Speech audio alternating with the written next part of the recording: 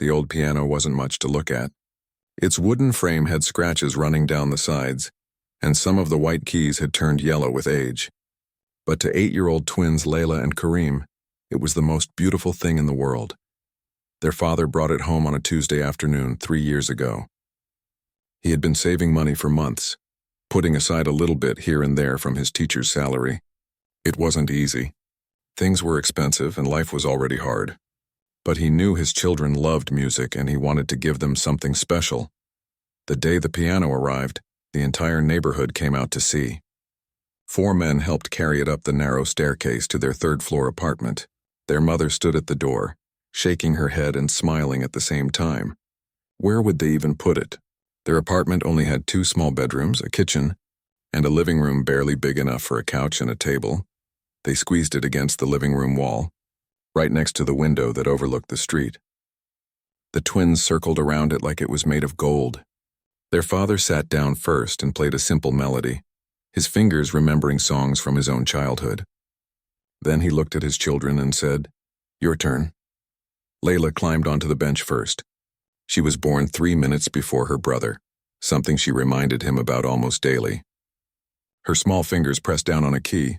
The sound filled the room, clear and bright. Kareem squeezed in next to her and together they began their first lesson. Every evening after that became piano time. Their father would come home from teaching at the local school, tired from a long day, but he always made time to sit with them. He taught them the basics first. This is middle C, this is how you count beats, this is how you read music. The twins learned quickly, finishing each other's sentences, correcting each other's mistakes, playing together like they shared one mind. Their mother would cook dinner in the small kitchen, listening to the music drift through the apartment. Sometimes she would pause what she was doing and just stand there, eyes closed, letting the simple melodies wash over her. In those moments, the struggles of daily life felt a little lighter. The neighborhood kids would sometimes gather outside their window, especially in the evenings when the weather was nice and the windows were open. They would sit on the steps across the street and listen to the twins practice. Nobody had much, but music was free. It belonged to everyone who could hear it. Layla loved the fast songs, the ones that made her fingers race across the keys. Kareem preferred the slow ones, the melodies that felt like they were telling a story. Together they balanced each other perfectly. Their father would sometimes joke that they were like 2 halves of the same musician. Life wasn't easy, but it was theirs. There were good days and hard days like anywhere else. Some weeks money was tight and meals were simple. Other times things felt almost normal. The twins went to school, played with their friends, did their homework, and practiced piano. Their dreams were simple ones. Layla wanted to perform on a big stage someday. Kareem wanted to write his own songs. Then things began to change, slowly at first, then all at once. The sounds of the neighborhood shifted. There were fewer children playing in the streets. More families stayed inside. Their father came home from school with worry lines on his forehead that hadn't been there before. Their mother checked the cupboards more often, counting what they had, making lists of what they might need. The first time they heard the distant boom, the twins were in the middle of practicing a new song. The windows rattled. The sound echoed through the streets. Everything went quiet. Their mother rushed into the room, her face pale. Their father turned on the radio, listening to the news with his jaw clenched tight. That night, no one slept well. The twins lay in their shared bedroom, holding hands across the space between their beds, listening to their parents' hushed voices in the next room. They couldn't make out the words, but they understood the tone. Something bad was happening. School became irregular. Some days it was open, other days it wasn't. Their father still went when he could, determined to teach the children who showed up, but there were more empty desks every week. Families were leaving, moving to safer areas, staying with relatives in other neighborhoods. The twins kept practicing. Music became their escape, their way of forgetting about the changing world outside their window. When they played, they could imagine they were somewhere else, somewhere the air didn't feel so heavy with worry. Then came the night that changed everything. The boom wasn't distant this time. It was close, so close that the entire building shook. Pictures fell off the walls. Dishes crashed in the kitchen. The piano slid several inches across the floor. Their mother grabbed them from their beds, not even bothering with shoes. Their father was already at the door, a small bag in his hands that he had apparently prepared for this exact moment. They ran down the stairs with dozens of other families from their building, everyone moving in the same direction, away from the danger, toward anywhere that might be safer. The street was full of people. Some were crying. Others were silent, faces blank with shock. The twins held on to their parents, their hearts pounding so hard they could feel it in their throats. In the chaos and fear, Layla suddenly remembered. "The piano," she whispered. Their father heard her. He looked back at their building, then at his family, then back again. The decision played out on his face in seconds. Their mother started to protest, but he was already moving, running back inside against the flow of people coming out. 10 minutes felt like 10 hours. Their mother held the twins close, praying under her breath. When their father finally emerged, he wasn't alone. 3 of their neighbors were with him, and together they were carrying the piano. It looked ridiculous and beautiful at the same time. 4 men stumbling through the street with an old upright piano, debris falling around them, but their faces set with determination. They didn't go far that night, just to a school building a few blocks away that had been opened as a shelter. Hundreds of families crowded inside, filling classrooms and hallways with their blankets and bags and fears. The piano somehow made it too, placed in a corner of the old gymnasium that now served as a common area. The twins sat on the cold floor next to it, their backs against the wall, too shocked and tired to speak. Around them, people settled in for the night, children crying, adults trying to comfort them, everyone wondering what tomorrow would bring. Their mother spread out a thin blanket for them to share. Their father sat with his head in his hands. Everything they knew had changed in a single night. Their home, their neighborhood, their normal life, all of it felt impossibly far away, even though it was just a few blocks distant. But the piano was there, scratched and battered but still standing. And somehow that meant something. It meant that not everything was lost, that some things could be saved. That music might still be possible even in the darkest moments.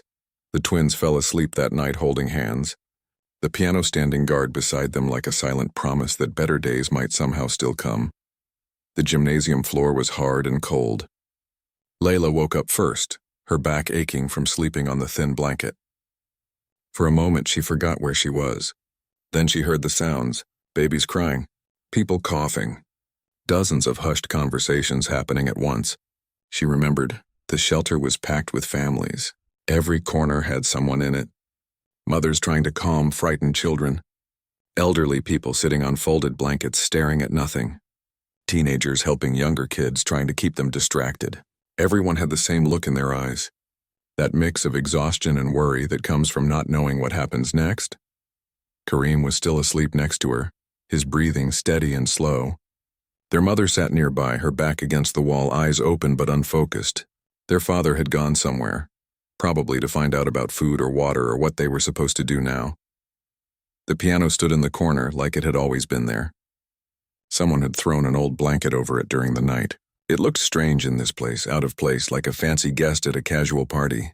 But it was theirs. It was home, or at least a piece of home. Days blurred together. There was no real schedule, no normal routine. People woke up when they woke up. Meals happened when food arrived, usually brought by aid workers or volunteers who somehow managed to get supplies through. The twins stood in long lines with their parents, waiting for bread and rice and whatever else was available that day. Their father found a corner in one of the old classrooms where he started teaching again. Not official lessons, just something to keep the children busy. Math problems written on scraps of paper. Stories told from memory. Simple games that didn't require anything but imagination. The kids needed it. They needed something normal, something that felt like life hadn't completely stopped. For the first week, nobody touched the piano. It sat there covered, silent, almost forgotten in the chaos of people trying to figure out how to live in this new reality.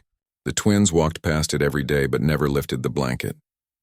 It felt wrong somehow. Too normal for a place like this. Too much like the before when everything was different. Then one morning, Kareem couldn't sleep. The sun wasn't even up yet, but the gymnasium was never really quiet. Someone was always awake, always moving, always worrying. He got up carefully, trying not to wake Layla, and wandered over to the piano. He stood in front of it for a long time, just looking at the shape under the blanket. His fingers itched. He missed the feeling of the keys under his hands, the way a song could take him somewhere else. Slowly, he reached out and pulled back the blanket. The piano looked tired, Dust had settled on it. One corner was more scratched than before, probably from when the neighbors carried it through the streets. But the keys were still there, still waiting. Kareem sat down on the floor in front of it. There was no bench here.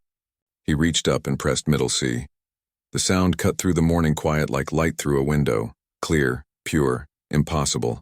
Several people nearby turned to look. Kareem pressed another key, then another. His fingers found a simple melody, one of the first songs his father had taught them. A lullaby, something soft and gentle. Layla appeared at his side like magic. She always knew when he was playing, even in her sleep.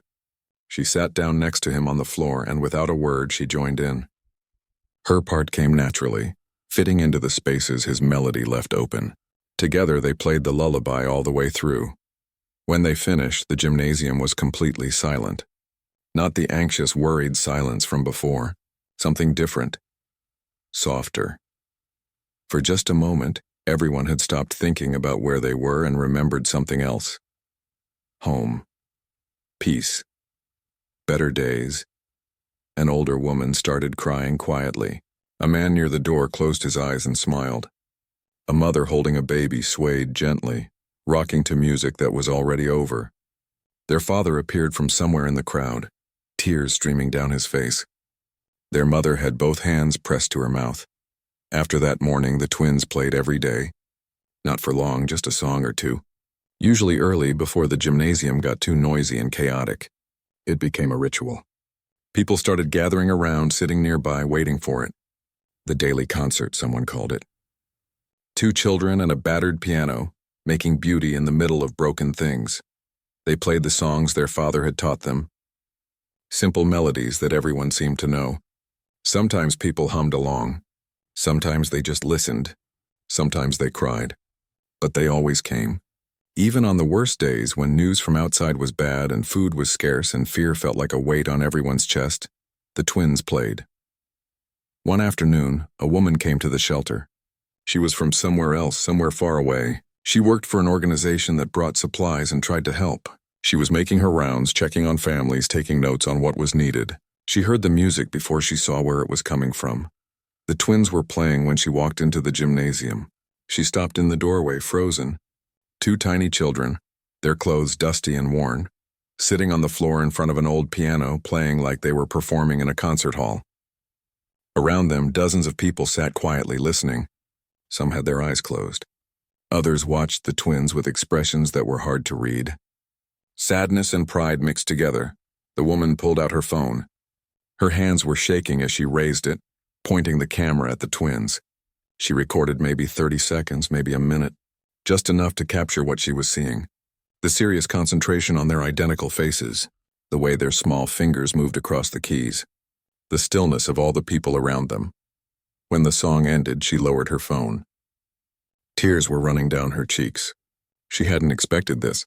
Nobody expects beauty in a place like this in the middle of so much difficulty and fear. But there it was, real and undeniable. 2 children refusing to let go of music, even when everything else had been taken away. That evening, she sat in her temporary room in a safer part of the city. She looked at the video on her phone, watching it over and over. She thought about posting it online. Would people understand? Would they see what she saw? Or would they just scroll past one more sad story in an endless stream of sad stories? She wrote a simple caption. Nothing dramatic, nothing asking for pity. Just the truth. Beauty survives even here. Then she pressed post and put her phone away. She had no idea what would happen next. How the video would spread like wildfire across the internet. How millions of people would watch it, share it, cry over it. How the world would suddenly pay attention to 2 8-year-old twins and their piano. But that night in the shelter, the twins knew nothing about any of it. They had no phones, no internet, no connection to the outside world. They ate their small dinner of bread and lentils. They helped their mother spread out their blankets for the night. They lay down on the hard floor holding hands like they always did, listening to Kareem's cough that was getting worse. Their father sat nearby, watching them in the dim light. He thought about all the lessons he'd given them, all the songs they'd learned. He never imagined their music would mean this much, not just to their family, but to everyone around them. In this place where hope was hard to find, his children had found a way to create it. Not with words or wishes, but with the simple act of pressing keys on an old piano. The music couldn't fix anything. It couldn't bring back their home or make the danger go away, but it could do something else. It could remind people that they were still human, still capable of feeling something other than fear, still alive in ways that mattered. As the twins drifted off to sleep, the piano stood in the corner waiting for tomorrow's song. The video spread faster than anyone could have imagined. Within 24 hours, it had been viewed by millions of people. Within 48 hours, that number doubled, then tripled. News websites picked it up. Television programs showed it. Famous musicians shared it with their followers. Regular people posted it on their pages with messages like, "This broke my heart," and "How can children still make music in conditions like this?" The comments came from everywhere. From countries the twins had never heard of, in languages they didn't speak. People in warm, safe homes watching two children sit on a gymnasium floor and play piano. Some comments were angry, demanding that someone do something. Others were sad, expressing helplessness. Many were simply amazed that beauty could exist in such a harsh place. Musicians from around the world recorded response videos. A famous pianist in New York played the same lullaby the twins had played, dedicating it to them. A children's orchestra in Tokyo performed a concert in their honor. Fundraisers started appearing online, people trying to collect money to help families in shelters like the one where the twins lived. But inside the shelter, life continued exactly as it had before. The twins woke up on the hard floor. They waited in line for breakfast. They attended the makeshift classes their father organized. They played their piano in the early morning, just like always. They had no idea that millions of strangers knew their faces, had heard their music, were talking about them. Their mother noticed Kareem's cough getting worse. It had started as something small, barely noticeable, but now he was coughing through the night, keeping himself and Layla awake. She worried constantly. Medicine was hard to find. The shelter's medical supplies were limited, stretched thin across hundreds of people with dozens of different needs. Layla watched her brother carefully. She could tell when he wasn't feeling well, even when he tried to hide it. They had always been like that, able to read each other without words. When they played piano, she would take the harder parts, letting him rest his hands on the simpler melodies. Nobody else noticed, but she did. Their father spent his days trying to keep some sense of normalcy alive, teaching children their letters and numbers in a crowded classroom, organizing small games in the gymnasium when there was space, telling stories to groups of kids who gathered around him, hungry for distraction. At night he would lie awake, staring at the ceiling, wondering how long they would have to live like this. The woman who had recorded the video came back to the shelter 2 weeks later. She brought supplies, medical kits, dried food, blankets. When she saw the twins, she stopped and stared. They were thinner than before. Kareem's cough was clearly audible, but they were sitting by their piano, Layla teaching a younger child how to find middle C. She approached their parents carefully. "Do you know about the video?" she asked quietly. Their mother looked confused. "What video?" The woman pulled out her phone and showed them. The view count had reached 15 million. The twins' faces filled the small screen, serious and focused, their fingers moving across the piano keys. Their father watched without blinking. Their mother pressed her hand to her chest. "The whole world has seen them," the woman said softly. "Everyone is talking about your children." Their parents didn't know how to respond. Pride and fear mixed together in their expressions. Their children were famous, but for what? For surviving? For refusing to give up music even when everything else was falling apart? It felt strange. Wrong somehow. Their children weren't special because they played piano. They were special because they were their children. But now they belonged to the world in a way that felt uncomfortable and invasive. News organizations started requesting interviews. The woman passed along the messages. A major television network wanted to do a story. A magazine wanted photographs. A documentary filmmaker wanted to spend time at the shelter. The requests kept coming. Their father refused most of them. He didn't want his children exploited, turned into symbols used to make other people feel something while nothing actually changed. But the woman explained something important. The attention could help, she said. It already is helping. Donations have increased. Supplies are coming in faster. People who never paid attention before are paying attention now. Your children's music is making a difference. He thought about it for days, talked with his wife in quiet corners when the children couldn't hear, weighed the options, protection versus exposure, privacy versus impact. There were no good choices, only less bad ones. Meanwhile, messages were arriving through various channels. Other musicians wanted to collaborate somehow. Schools in different countries wanted to dedicate performances to the twins. A children's hospital sent a video of young patients listening to the twins' music, smiling despite their own struggles. The ripple effects were real and spreading wider every day. One message stood out from all the others. It came through the aid organization, passed along carefully through several hands until it reached the shelter. A famous concert hall in Europe wanted to invite the twins to perform. Not just the twins. The entire family. They would arrange everything. Safe passage out, medical care, a place to stay, a real concert on a real stage with a real audience. The offer sat like a stone in their father's stomach.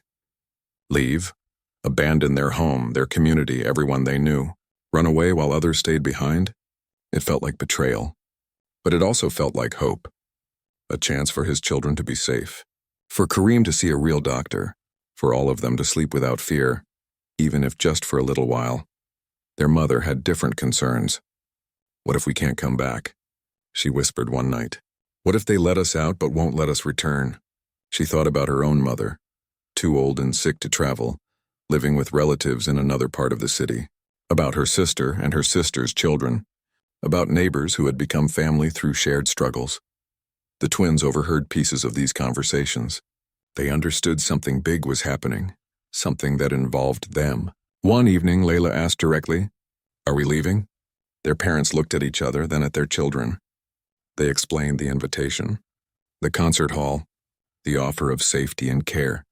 They tried to make it sound simple, but it wasn't simple at all. Would our piano come with us? Layla asked. It was the first thing she wanted to know. Can we come back home after?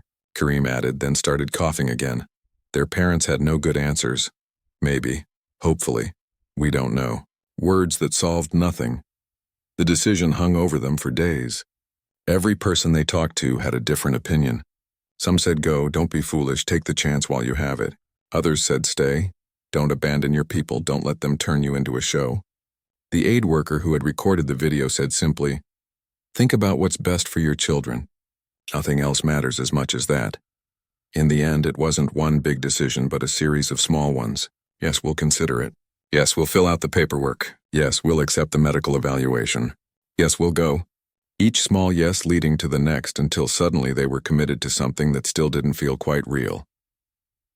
The twins played their last concert in the shelter on a Tuesday morning. They didn't announce it as their last. Didn't want to make it a big deal, but somehow word spread anyway. The gymnasium filled with people, more than had ever gathered for their morning music before.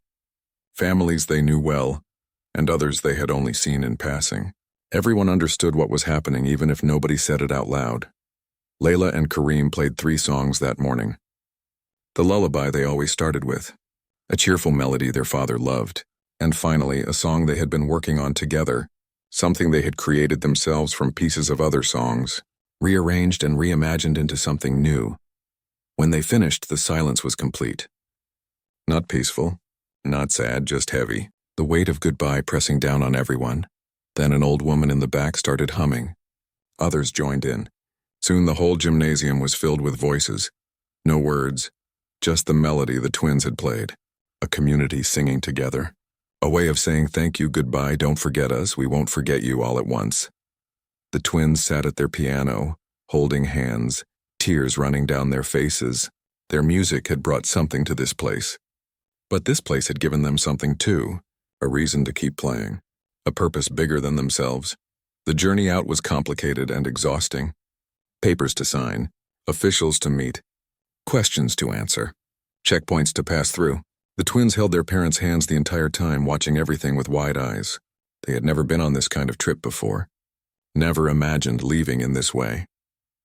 The piano went ahead of them, shipped separately through channels the twins didn't understand. Their father had insisted on it. If they were going, the piano was going. It was part of their story, part of who they were. The concert hall agreed, even arranged for it to be carefully restored while keeping all its scars and scratches visible. A piano with history. A piano that had survived. The airplane was the strangest part. Kareem stared out the window as they lifted off, watching the ground fall away beneath them. Everything looked so small from up here. The buildings, the streets, the places that had filled their entire world suddenly just tiny dots below. Layla gripped the armrest, unsure if she liked flying or found it terrifying. Maybe both. Their mother cried quietly in her seat. She had said goodbye to her own mother that morning, not knowing when she would see her again. Maybe months. Maybe longer. Maybe never. Those were the kinds of thoughts that made her chest hurt and her hands shake. Their father sat very still, his face unreadable, processing everything in silence. When they landed in Europe, the air felt different. Cleaner somehow, cooler. Everything was green and neat and organized. People moved calmly through the airport, not rushing, not afraid. It felt like a different planet. The twins walked close to their parents, overwhelmed by the sounds and sights and the sheer strangeness of it all. A representative from the concert hall met them at the airport. She was kind and spoke slowly, making sure they understood. She took them to an apartment that had been arranged for their stay. The twins walked through it in stunned silence. There were 2 bedrooms with real beds, a kitchen with a full refrigerator, a bathroom with hot water that actually worked, windows that looked out over a quiet street lined with trees. "Is this ours?" Layla whispered to her mother. "For now," her mother answered, though her voice sounded uncertain, like she didn't quite believe it herself. That first night, none of them could sleep. The beds were too soft. The silence was too complete. They were used to the gymnasium, to the sounds of hundreds of people breathing and moving and existing together. This quiet felt wrong, empty. Their father got up and sat in the living room, just staring at the walls. Their mother joined him eventually. They held hands without speaking. The next few days were a blur of appointments. Doctors examined Kareem's cough, prescribed medicine, explained treatment plans. Nutritionists looked at them with concerned expressions and created meal plans to help them gain weight. Everyone was professional and kind, but the twins felt like specimens being studied rather than children being helped. The piano arrived on the 3rd day. Workers carried it carefully into the apartment, placing it against the wall in the living room. The twins rushed to it immediately, their hands finding the keys like greeting an old friend. It looked different, cleaner. The wood had been polished, the keys cleaned, but the scratches were still there. The dents and marks from its journey, its story written on its surface. They played together, and for the first time since arriving, something felt right. The music sounded the same here as it did in the shelter. The notes didn't care about borders or politics or complicated situations. They just were. Preparations for the concert began immediately. The twins met with the concert hall director, a tall man with gray hair who shook their small hands very seriously. He explained what the concert would be like. The size of the stage, the number of people in the audience, the lights and the sound system, and the way everything would work. "Have you ever performed for a large audience?" he asked. The twins looked at each other. Their father answered for them. "They performed every morning for about 300 people in the shelter." The director blinked, then smiled. "Then you'll be fine." But it wasn't the same, and everyone knew it. The shelter audience had been their community. People who lived the same life, understood the same struggles, needed the same hope. This audience would be strangers. Rich strangers, their father thought, but didn't say. People who bought expensive tickets to feel something for an evening before returning to their comfortable lives. He tried to push those thoughts away, tried to be grateful. These people were helping after all. The concert was a fundraiser. The money would go to aid organizations. It would help families still in shelters. Still, something about it felt uncomfortable, like his children were being displayed rather than celebrated. The twins practiced every day. They played the songs they knew by heart and learned some new ones suggested by the concert hall's music director. She was a gentle woman who understood that the children were dealing with more than just musical preparation. She never pushed too hard, never criticized too harshly. She treated them like the children they were, not like performers who needed to be perfect. Kareem's cough improved with the medicine. His energy came back. He started sleeping through the night. Layla watched him carefully at first, worried, but gradually relaxed as she saw her brother getting stronger. They both gained weight. Their cheeks filled out. The dark circles under their eyes faded. Their bodies were healing even if their hearts still felt confused. News of the concert spread. Media outlets requested interviews. The family agreed to a few carefully selected ones. They sat in front of cameras and answered questions about the shelter, about their music, about what they hoped for the future. The twins were shy at first, letting their parents do most of the talking. But gradually they found their voices. "Why do you play piano?" one interviewer asked. Kareem thought for a moment. "Because it makes people feel better," he said simply. "Even you?" The interviewer pressed. "Especially us," Layla added. The clips from these interviews spread online, adding to the growing attention. The concert sold out within hours of tickets being released. Then the concert hall added a live stream for people who couldn't attend in person. That sold out too. Millions of people around the world would be watching two 8-year-old children play piano. Their father felt the weight of it all pressing down on him. What if his children froze on stage? What if the pressure was too much? What if they had made a terrible mistake coming here? He shared these fears with his wife late at night when the children were asleep. "They're strong," she reminded him. "Stronger than we sometimes remember. They survived everything back home. They can survive this." 3 days before the concert, the family visited the concert hall for a rehearsal. The twins walked onto the stage and stopped, stunned. The hall stretched out before them, massive and beautiful. Row after row of red velvet seats. Balconies rising up the walls. A ceiling painted with artwork. Everything gleamed and shone. "It's so big," Layla whispered. Their piano sat center stage, looking small and out of place among all the grandeur. But somehow that made it more meaningful. This battered instrument with its visible history, its scratches and scars, sitting in one of the world's most prestigious concert halls. A refugee piano, a survivor piano, a piano that had been carried through dangerous streets by neighbors who refused to leave it behind. The twins walked to it slowly, sat down in front of it on the bench that had been provided. The music director gave them a nod from the side of the stage. They began to play. The acoustics were incredible. Every note rang out clear and pure, filling the enormous space effortlessly. The twins played their lullaby, the one they always started with. It sounded different here, bigger somehow, more powerful, but also the same. "Still theirs," still real. When they finished, scattered applause came from the few people watching the rehearsal. Technical crew, concert hall staff, a few journalists who had been given special access.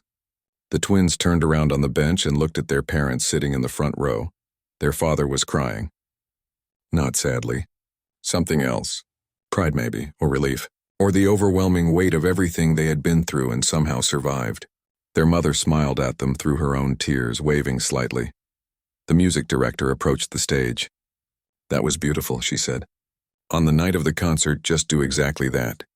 Don't think about the audience or the cameras or anything else. Just play for yourselves like you did in the shelter." "Can you do that?" The twins nodded. They could do that. It was the only way they knew how to play anyway. For themselves and for each other and for anyone who needed to hear something beautiful in the middle of difficult things. 2 more days of preparation. 2 more days of interviews and fittings for concert clothes and meetings with important people whose names they immediately forgot. 2 more days of sleeping in soft beds and eating regular meals and taking medicine that made Kareem's cough disappear completely. 2 more days until they would stand on a stage in front of thousands of people and do what they had always done. Make music. Tell their story without words. Prove that some things survive no matter what. The morning of the concert, Layla woke up before dawn.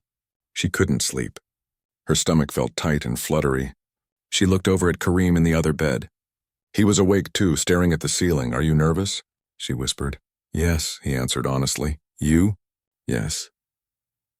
They lay there in silence for a while, holding on to the familiar comfort of having each other. Whatever happened today, they would face it together. That had always been their way. Their mother made them a big breakfast even though neither of them felt much like eating. Eggs and bread and fruit. She fussed over them, making sure they ate enough, adjusting their clothes even though they weren't wearing their concert outfits yet. Her own nervousness showed in the way her hands kept moving, always straightening something, fixing something, checking something. Their father sat at the table drinking coffee, lost in his own thoughts. He kept thinking about everyone back home. The families still in the shelter, his elderly parents, his students, all the people who couldn't leave, who didn't have this opportunity, who would wake up today to the same difficult reality they faced yesterday and would face again tomorrow. The guilt sat heavy in his chest. The concert wasn't until evening, but the day still passed too quickly. Suddenly they were in a car heading to the concert hall. Suddenly they were in a dressing room backstage. Suddenly people were helping them into their concert clothes. Simple but elegant outfits that felt strange on their bodies. The twins kept pulling at the collars and sleeves, unused to wearing anything so formal.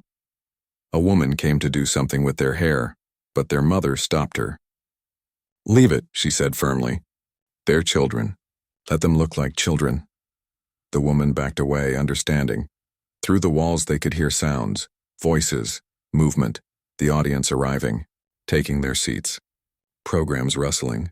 The low hum of hundreds of conversations happening at once. The twins looked at each other with wide eyes. The music director came to check on them. She knelt down to their level. "Remember what I told you.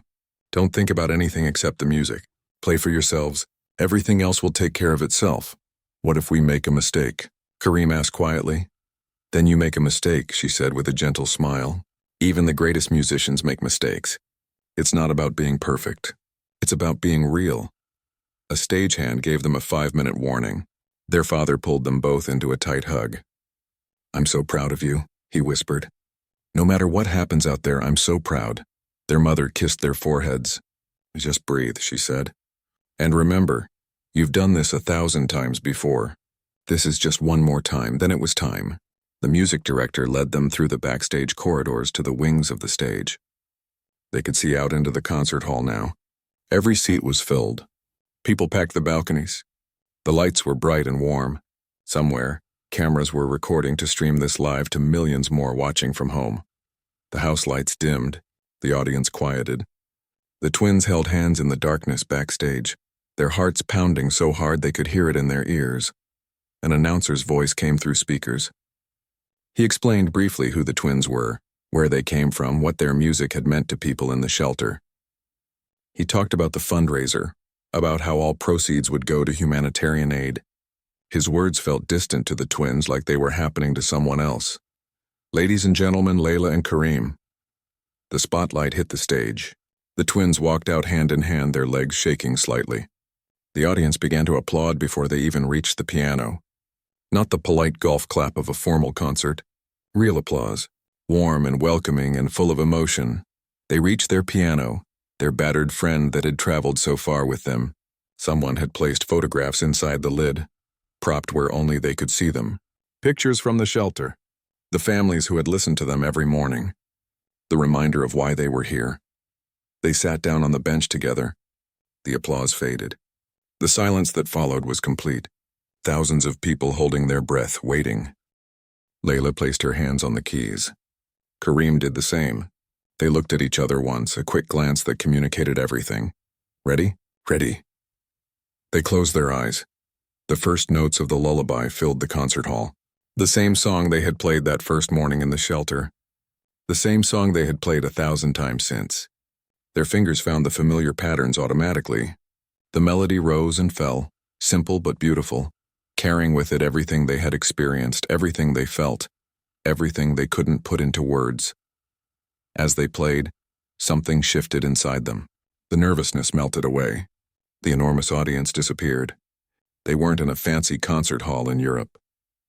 They were back in the gymnasium, playing for the families who needed hope, for the mothers trying to comfort frightened children, for the old men sitting on thin blankets, for everyone who had nothing but still found a way to smile when the music played. The lullaby ended. The silence hung for a moment. Then the applause crashed over them like a wave. The twins opened their eyes, startled. People were standing. Some were crying. The sound went on and on, rolling through the hall. They played their second song, then their third. Each one greeted with the same overwhelming response. But the twins barely noticed anymore. They were lost in the music, in that space where nothing else existed except the notes in each other.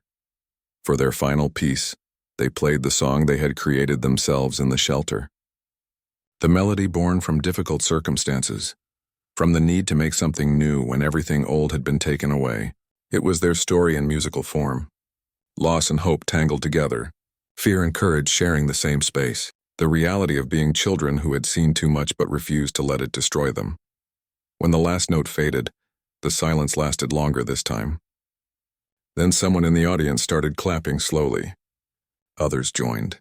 Soon the entire concert hall was on its feet, applause thundering through the space. It went on and on.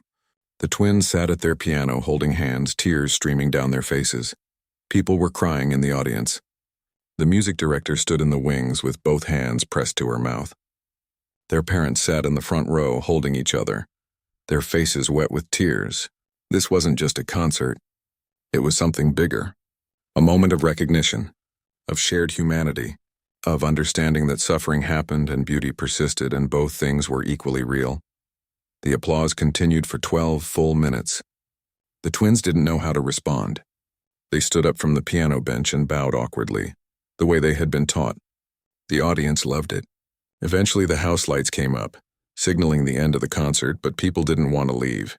They stayed in their seats, still clapping, still crying, still processing what they had just witnessed. Backstage, the twins were surrounded immediately. Their parents swept them into their arms. The music director congratulated them through her tears. Concert hall staff smiled and nodded approval. Everyone wanted to tell them how beautiful it was, how moving, how special, but the twins just wanted to sit down. They were exhausted, emotionally drained. They had poured everything they had into those songs, and now they felt empty in a strange way. Not bad empty, just quiet inside. In the following days and weeks, the concert video spread even further than the original shelter footage. News outlets showed clips. Musicians praised it. Schools played it for students. The twins became symbols of something larger than themselves. Resilience, hope, the power of art to transcend circumstances, but they struggled with it. They didn't want to be symbols. They wanted to be children. They missed their friends from the shelter. They worried about the families still there. They felt guilty for being safe while others weren't. The attention felt both overwhelming and hollow. Their father understood. Late one night, he sat with them in the apartment. "You know what your music really did?" he asked. "It made people remember. People are comfortable forgetting about difficult things happening far away. But you made them remember. You made them feel. And some of them will do something because of that. Not everyone, but some. And that matters." "Does it help the people in the shelter?" Layla asked. "Yes," he said honestly. "Donations have increased. More supplies are getting through. Your music did that. Not just the beauty of it, but the reminder that real people are suffering. Real children. Children just like you." The twins stayed in Europe for 3 months. They performed in several other cities, always insisting that their message wasn't about them, but about everyone still waiting for safety, still hoping for peace. They spoke in interviews about their friends back home. They asked people to remember that they weren't unique, that thousands of children were living through the same things. Eventually, they returned, not to the shelter, which had emptied as families found other arrangements, but to their homeland, to a small apartment their father found, to a life that was different but slowly rebuilding. They brought their piano home, scarred and beautiful, and placed it in the corner of their living room. They still played every morning. Not for audiences now, usually just for themselves. But sometimes neighbors would stop outside their window listening. Sometimes children would gather, asking to learn. The twins would teach them, passing on what their father had taught them. They never forgot what their music had done. How it had connected people across impossible distances. How it had proven that beauty could survive anywhere, even in the darkest places. How something as simple as a song could remind the world that behind every news story were real people, with real hearts and real hope. Years later, people would still ask them about that concert, about those days in the shelter, about how it felt to play piano while everything around them was falling apart. They never had simple answers. How do you explain that music wasn't escape, it was survival? That playing wasn't about forgetting where they were, but about remembering who they were. They just knew that when their fingers touched the keys, something true happened. Something that couldn't be taken away or destroyed. Something that proved humanity wasn't just about suffering or surviving, but about creating beauty anyway. About making something good exist even when everything else was difficult. That was their gift. Not just the music itself, but the reminder that such gifts were possible. That children in impossible circumstances could still make the world more beautiful. That hope wasn't naive or foolish, but necessary and real. That every person mattered, Every story deserved to be heard. Every note played in the darkness made the darkness a little less dark. And so they kept playing. For themselves. For each other. For everyone who needed to be reminded that beauty and suffering could exist in the same moment, and that choosing beauty wasn't denying the suffering. It was refusing to let suffering be the only story worth telling.